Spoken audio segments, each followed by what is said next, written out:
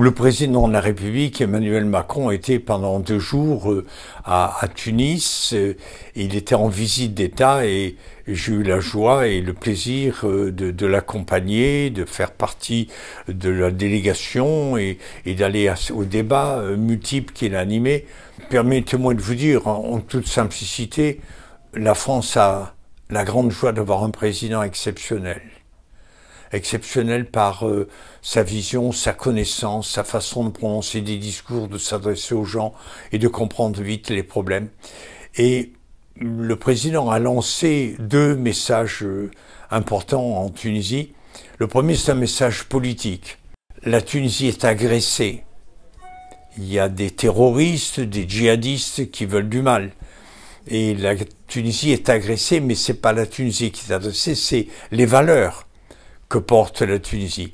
Or, il se trouve que ces valeurs que défend la Tunisie, la liberté, la laïcité, le droit de travailler, le droit de s'enrichir, l'émancipation des femmes, toutes ces valeurs d'égalité, de fraternité, nous les partageons aussi.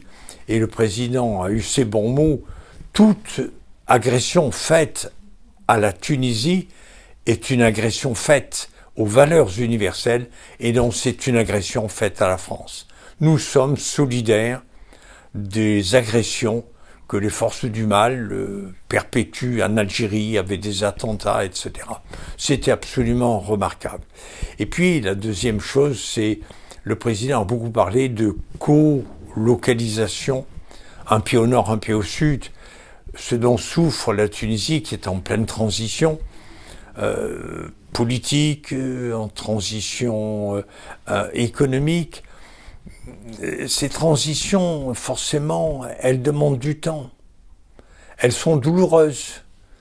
Je discutais avec un ministre et nous disions la transition et les révolutions que fait la Tunisie, je ne sais pas si l'analogie est valable, c'est un peu comme une femme qui accouche, ça fait toujours mal.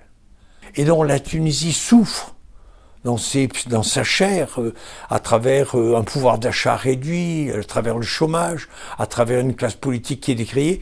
La Tunisie souffre de cette mutation. Mais le président de la République a dit on va vous aider. On va mettre en place un partenariat stratégique d'exception. Et il a défendu l'idée que les chaînes de valeur, la production des usines, la distribution, la recherche, etc., les chaînes de valeur ne pouvaient pas être enfermées sur le territoire national. On ne peut pas tout relocaliser en France. On ne veut pas faire comme Trump, America First. Et donc nous disons, oui, il y a des entreprises qui vont revenir de Chine, oui, il y a des entreprises qui vont revenir d'Amérique parce que c'est trop loin, mais elles ne vont pas nécessairement revenir en France.